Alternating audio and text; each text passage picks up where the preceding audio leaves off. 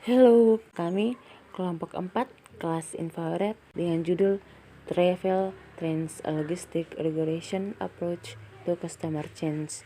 Jadi ini nama-nama serta perannya anggota kelompok kami dalam menyelesaikan proyek akhir. Nama saya Hafid Gauriasya sebagai Data Engineer dari Program Studi Teknik Listrik Politeknik Negeri Madiun. Hai guys, perkenalkan saya Arum Purselasari berperan sebagai data analis.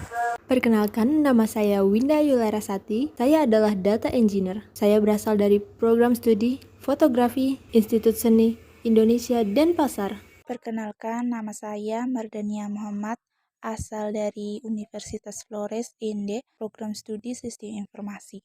Perkenalkan, nama saya Maria Muklatawiu, berasal dari Universitas Flores dengan program studi Sistem Informasi. Jadi dari judul yang kami ambil ada pun latar belakang. Latar belakangnya yaitu industri tour dalam perjalanan merupakan salah satu industri yang bergerak di bidang pariwisata.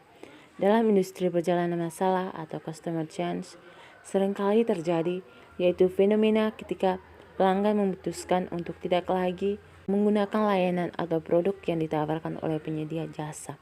Jadi tujuan dan solusinya pun tujuan dari latar belakang yang kami ambil adapun tujuannya, yaitu tujuannya untuk memprediksi secara akurat agar perusahaan dapat mengetahui apakah pengambilan suatu kebijakan memberikan dampak positif atau negatif terhadap profit perusahaan, dan juga dengan melakukan identifikasi terhadap perputaran pelanggan dan menerapkan strategi pemasaran dan yang sesuai dengan target pemasaran. Isinya dengan menggunakan machine learning dapat menjadi alat bantu bagi perusahaan untuk memprediksi chance tanpa keterlibatan manusia secara penuh, hingga dapat membantu perusahaan membuat keputusan sesegera mungkin.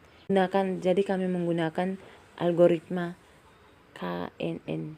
Nah, di sini saya menjelaskan tentang proses pembersihan data. Proses mengubah data kategorikal menjadi numerik secara keseluruhan pada dataset, kemudian melakukan pemilihan atribut menggunakan metode fungsi kolerasi standar bersama person correlation coefficient.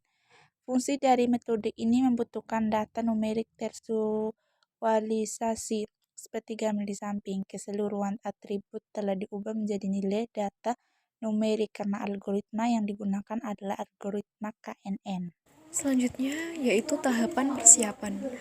Dalam tahap persiapan data ini, terdapat 25 data yang hilang dari baris frequent flyer. Maka dari itu, data yang tidak diperlukan atau data NaN harus diisi sehingga tidak akan ada lagi data yang hilang. Kemudian metode analisis dan diskusi. Dataset yang telah dibersihkan akan diproses menggunakan model prediksi churn yang dibangun dengan algoritma KNN.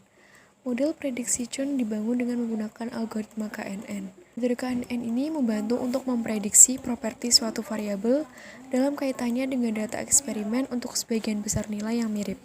Selanjutnya, ada tahap untuk memeriksa kinerja atau performa model dengan fungsi log loss.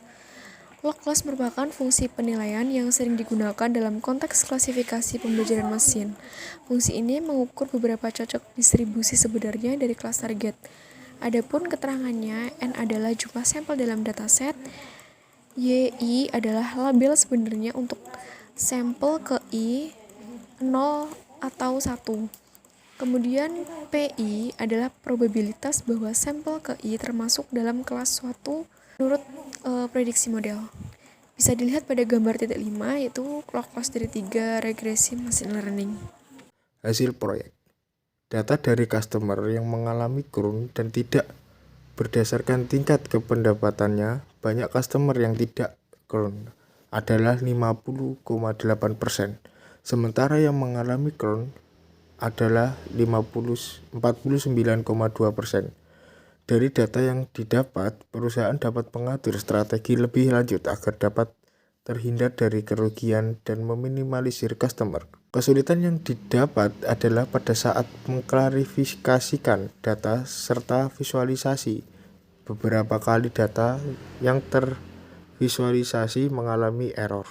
Ini ada dua grafik. Untuk grafik ini sebelah kiri, grafik orang yang memesan hotel dan yang tidak memesan hotel. Untuk grafik yang mengalami churn, dominan orang-orang tidak memesan hotel, sedangkan untuk yang memesan hotel sangat sedikit. Sedangkan yang tidak mengalami churn, dominan lebih stabil untuk orang yang tidak memesan hotel dan yang memesan hotel.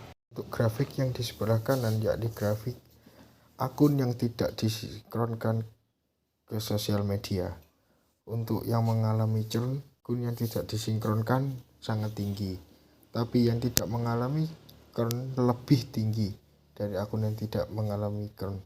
Untuk akun yang disinkronkan ke sosial media, yang mengalami churn dan tidak churn kurang lebih sama perbandingannya.